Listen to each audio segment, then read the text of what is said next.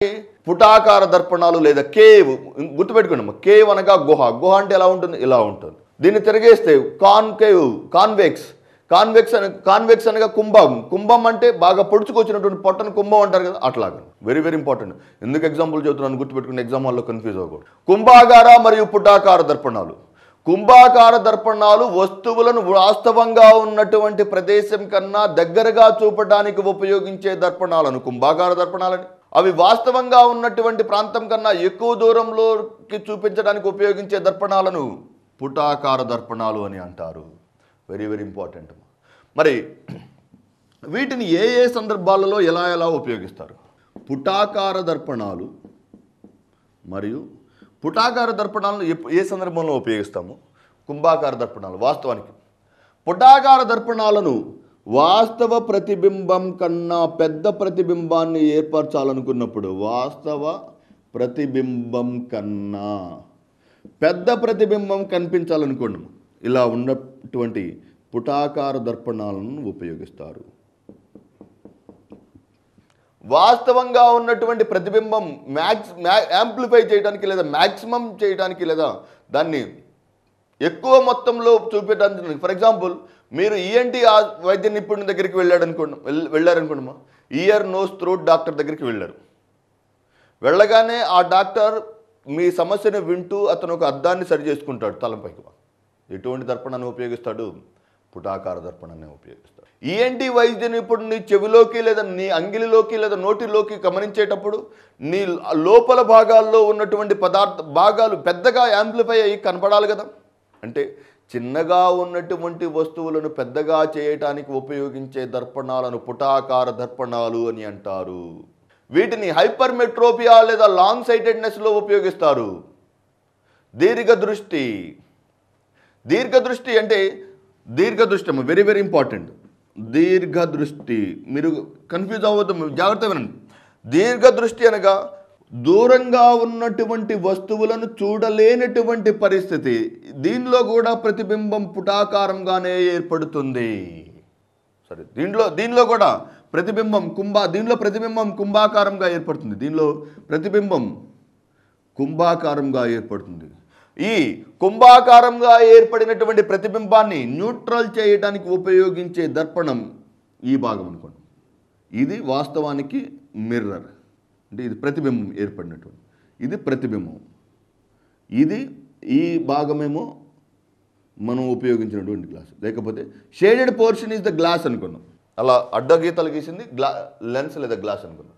కుంభాకార దర్పణం ఉంటే కుంభాకారంగా ప్రతిబింబం ఏర్పడుతుంది కాబట్టి దాన్ని సరిదిద్దడానికి పుటాకార దర్పణాన్ని ఏర్పడతారు. Very very important. కుంభాకార ప్రతిబింబం ఎప్పుడు ఏర్పడుతుంది?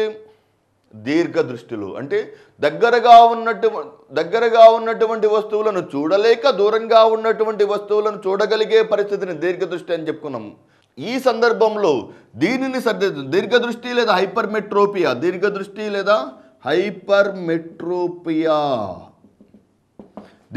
లేదా హైపర్మెట్రోపియా అనే సందర్భంలో దృష్టి లోపాన్ని సరిదిద్దడానికి ఉపయోగించే దర్పణాన్ని పుటాకార దర్పణం అని అంటారు. ఒక్కొక్క పాయింట్ బై పాయింట్ వద్దాం. Very very. పుటాకార దర్పణం వాస్తవ ప్రతిబింబం కన్నా పెద్ద ప్రతిబింబం కావాల్సినప్పుడు వాడతారు దీన్ని. చిన్న ప్రతిబింబం పెద్ద ప్రతిబింబం కావాల్సినప్పుడు. దీనిలో ఎక్కడెక్కడ వాడతారు దీన్ని? ఈఎన్టీ వైద్య నిపుణుడు ఉపయోగించేటువంటి అద్దాలు పుటాకార అద్దాలు. ఎందుకంటే ప్రతిబింబం ఎలా ఏర్పడుతుంది? కుంభాకారంగా ఏర్పడుతుంది. కారు యొక్క హెడ్ లైట్లలో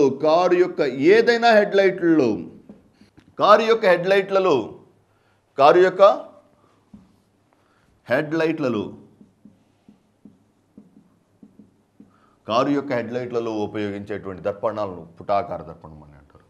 దీన్ని లాంగ్ సైటెడ్నెస్ లేదా హైపర్మెట్రోపియా వ్యాధిగ్రస్తులకు ఇస్తారు. నెక్స్ట్ కుంభాకార దర్పణాలు. Very very important. వాస్తవ ప్రతిబింబం కన్నా చిన్న ప్రతిబింబం కావాల్సిన సందర్భంలో ఉపయోగించేటువంటివి. కంప్లీట్ రివర్స్ వస్తాయి చూడండి. వాస్తవ ప్రతిబింబం కన్నా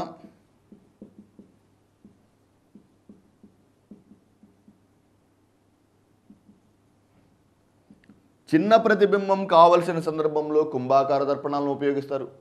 ఈ కుంభాకార దర్పణాలలో వాస్తవ ప్రతిబింబం కన్నా చిన్న ప్రతిబింబం కావాల్సినప్పుడు దీన్ని మయోపియా లేదా షార్ట్ సైటెడ్నెస్ వ్యాధిగ్రస్తులకు ఉపయోగిస్తారు. డ్రైవర్ యొక్క పక్క సీట్లో ఉన్నటువంటి కారు డ్రైవర్ యొక్క పక్క సీట్లో ఉన్నటువంటి దర్పణాలు కుంభాకార దర్పణాలు. ఇది సాధారణంగా దర్పణాలకు సంబంధించి ఎగ్జామినేషన్ పాయింట్ ఆఫ్ వ్యూలో అడగదగినటువంటి టాపిక్స్. తర్వాత అడగదగినటువంటి very very important topic periscope. సాధారణంగా నువ్వు ఎక్కడో గుంటలో ఉంటావు. సరే ఫర్ ఎగ్జాంపుల్ యుద్ధ సైనికుడు బంకర్ అనే భాగంలో గుంటలో ఉండి పైన ఉన్నటువంటి వ్యక్తుల యొక్క చలనాన్ని గుర్తించడానికి ఉపయోగించే పరికరాన్ని పెరిస్కోప్ అని అంటారు. ఇక్కడెక్కడో గుంటలో ఉండడం. ఈ గుంటలో ఉన్నటువంటి వ్యక్తి ఇక్కడ ఉన్నాడు అనుకున్నాం. గుంటలో ఉన్నటువంటి వ్యక్తి పెరిస్కోప్ అనే పరికరం ద్వారా బయట ఉన్నటువంటి ప్రతిబింబాన్ని, బయట ఉన్నటువంటి వ్యక్తుల చలనాన్ని ఎలా తెలుసుకోవచ్చు అంటే పెరిస్కోప్ ద్వారా తెలుసుకోవచ్చు. 2 అద్దాలను 45 డిగ్రీల సాధారణమైనటువంటి అద్దాలు, వెరీ వెరీ ఇంపార్టెంట్, 2 సాధారణమైన అద్దాలను 45 డిగ్రీల కోణంతో ఏర్పాటు చేయబడినటువంటి పరికరాన్నే పెరిస్కోప్ అని అంటారు. అదవుతుందమ్మా, వెరీ వెరీ ఇంపార్టెంట్. 2 అద్దాలను కోణం ఎంత? 45 డిగ్రీల కోణంతో అమర్చగా, 2 అద్దాలను 45 డిగ్రీల కోణంతో అమర్చగా ఏర్పడినటువంటి పరికరాన్ని పెరిస్కోప్ అని అంటారు. నెక్స్ట్ మరి ప్రతిబింబాల సంఖ్య, ఇది వెరీ వెరీ ఇంపార్టెంట్ టాపిక్. ప్రతిబింబాల సంఖ్య, మీరు బార్బర్ షాప్లో కానీ లేకపోతే స్వీట్ షాప్కి కానీ వెళ్ళినప్పుడు అద్దాల మధ్య నిలబడగానే అటు 50 ప్రతిబింబాలు, ఇటు అనేకమైనటువంటి ప్రతిబింబాలు ఏర్పడటం మీరు గమనించవచ్చు. అంటే ఎందుకని ప్రతిబింబాలు ఏర్పడుతున్నాయి? ఒక్కొక్క షాప్కి వెళ్ళినప్పుడు ఒక్కొక్క సంఖ్యలో నెంబర్. 2 దర్పణాల మధ్య ఉన్నటువంటి కోణం ప్రతిబింబాల సంఖ్యను నిర్ధారిస్తుంది. Very very important. 2 దర్పణాల మధ్య ఉన్నటువంటి కోణం. సూత్రము n = 360/θ. తీటా అనగా వాటి మధ్య గల కోణం. ఫర్ ఎగ్జాంపుల్ వాటి మధ్య గల కోణం 60 డిగ్రీలు అనుకోమా. మామూలుగా మొత్తం కోణం 360, ఇది 60 అనుకుంటే ఏర్పడే ప్రతిబింబాలు 6 అనుకుంటావు. ఆప్షన్ ఏలో ఇచ్చేది 6 కాదు. ఎప్పుడైనా ప్రతిబింబాల సంఖ్య బేసి సంఖ్యలోనే ఉంటుంది, సరి సంఖ్యలో ఉండదు. సరి సంఖ్య వస్తే -1 ఎప్పుడైనా సరే. ఫర్ ఎగ్జాంపుల్ n సరి సంఖ్య అయితే, బండ గుర్తులా గుర్తుపెట్టుకోండి, వెరీ వెరీ ఇంపార్టెంట్. n సరి సంఖ్య అయితే n-1 ప్రతిబింబాల సంఖ్య, వెరీ వెరీ ఇంపార్టెంట్. ఇటువంటిదే ఇంకొకటి బయాలజీలో కూడా చెప్పుకున్నాం, ఇంకొకసారి రికలెక్ట్ చేసుకోండి. వృక్షం యొక్క వార్షిక వలయాల సంఖ్యను, ఫర్ ఎగ్జాంపుల్ ఒక వృక్షంలో 100 వార్షిక వలయాలు ఉంటే ఆ వృక్షం యొక్క వయస్సు 100 సంవత్సరాలు కాదు, 100/2 = 50 సంవత్సరాలు. తొందరపడి ఆన్సర్ చేయకూడదు, వెరీ వెరీ ఇంపార్టెంట్. ఒక వృక్షంలో 100 వార్షిక వలయాలు ఉంటే 100/2 = 50 సంవత్సరాలు దాని యొక్క వయసు. అలాగే 360/θ, తీట 60 డిగ్రీల కోణమైనప్పుడు 6 36 కాబట్టి 6 అని చెప్పకూడదు. ఒకవేళ ఫర్ ఎగ్జాంపుల్ వచ్చినటువంటి ఆన్సర్ బేసి సంఖ్య 5 అయితే డైరెక్ట్గా 5, ఏదైనా బేసి సంఖ్య అయితే వాస్తవంగా అదే ఉంచవచ్చు. సరి సంఖ్య అయితే -1 is the number of images formed between the mirrors. 2 దర్పణాల మధ్య గల 2 దర్పణాల మధ్య ఏర్పడగల ప్రతిబింబాల సంఖ్యను తెలుసుకోవాలంటే 360/θ అనే సూత్రాన్ని ఫాలో అవ్వాలి. ఒకవేళ సరి సంఖ్య అయితే -1 వచ్చినటువంటి బేసి సంఖ్య, ఒకవేళ డైరెక్ట్గా బేసి సంఖ్య అయితే బేసి సంఖ్య ఏర్పడినటువంటి ప్రతిబింబాల సంఖ్య. రంగుల గురించి తెలుసుకునేటప్పుడు ప్రాథమికం, ఏ వస్తువైనా ఒక వ్యక్తి ఒక రంగుని ఎలా ఆ రంగును చూపుతుంది. ఫర్ ఎగ్జాంపుల్ ఏ వస్తువైనా ఆ రంగుని ఎలా చూపుతుంది. నలుపు రంగు ఆబ్సెన్స్ ఆఫ్ ఆల్ కలర్స్. నలుపు అంటే ఏ రంగులో లేనటువంటి స్థితి. తెలుపు అన్ని రంగులు ఉన్నటువంటి స్థితి. Presence of all colours is white, absence of all colours is black. For example ఒక వస్తువు ఎరుపు రంగులో కనపడుతుందంటే ఆ వస్తువు ఎరుపు రంగును పరావర్తనం చేస్తున్నట్టు. ఒక వస్తువు నీలి రంగులో ప్రకాశిస్తుందంటే ఆ వస్తువు నీలిరంగును శోషించుకుంటున్నట్లు కాదు, ఆ వస్తువు నీలిరంగును పరావర్తనం చేస్తున్నట్టు. అలాగే ప్రాథమిక వర్ణాల గురించి వచ్చినప్పుడు టాపిక్, ప్రాథమిక వర్ణాలు ఎరుపు, ఆకుపచ్చ మరియు నీలం. ఎరుపు, ఆకుపచ్చ మరియు నీలం. రెడ్, గ్రీన్ మరియు బ్లూ. ఎరుపు, ఆకుపచ్చ మరియు నీలం అనేవి ప్రాథమికమైనటువంటి రంగులు. విబ్జార్లో ఉన్నటువంటి 7 రంగుల్లో ప్రధానమైనటువంటి రంగులు ఎరుపు, ఆకుపచ్చ మరియు నీలం.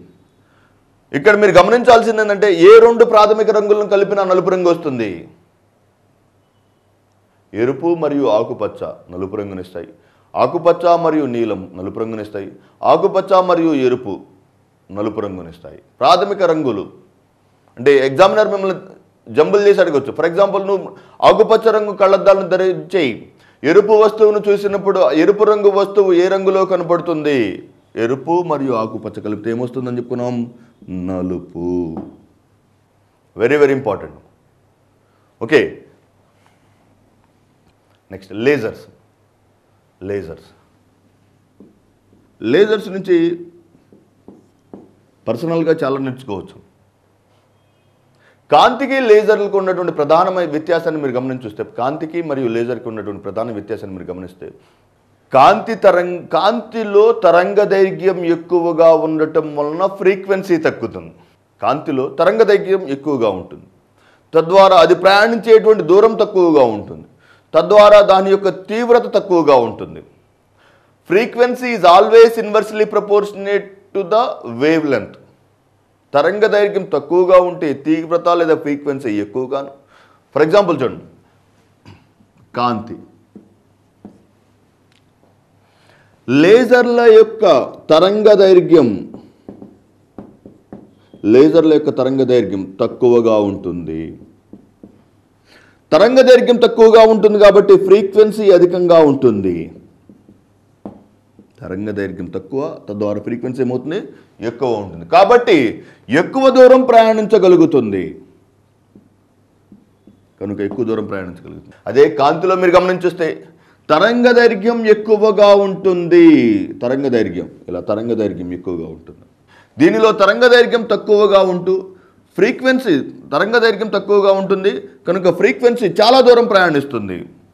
ఇక్కడ తరంగ దైర్ఘ్యం ఎక్కువ మరియు ఫ్రీక్వెన్సీ లేదా తీవ్రత ఎక్కువగా ఉంటుంది, ఫ్రీక్వెన్సీ తక్కువగా ఉంటుంది.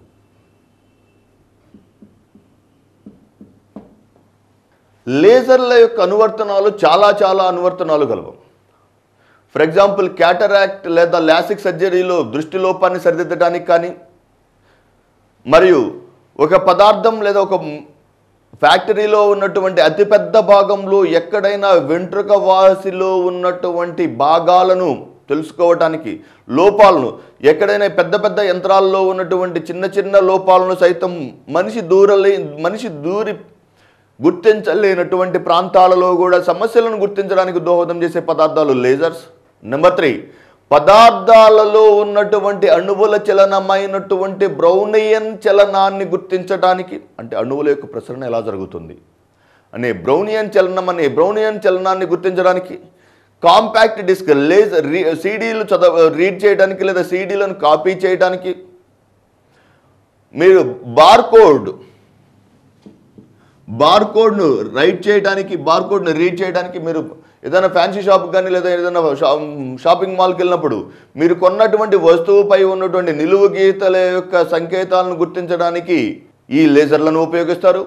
మరియు ఈ లేజర్లను ఉపయోగించి కడుపులో ఉన్నటువంటి కణితులను తొలగించడానికి, లేకపోతే ఇటీవల కాలంలో వైద్య రంగంలో అనేక అనువర్తనాలు వచ్చినాయి. వాటి ద్వారా ఇటువంటి లేజర్లు సాధారణంగా దే మేక్ కోహెరెన్స్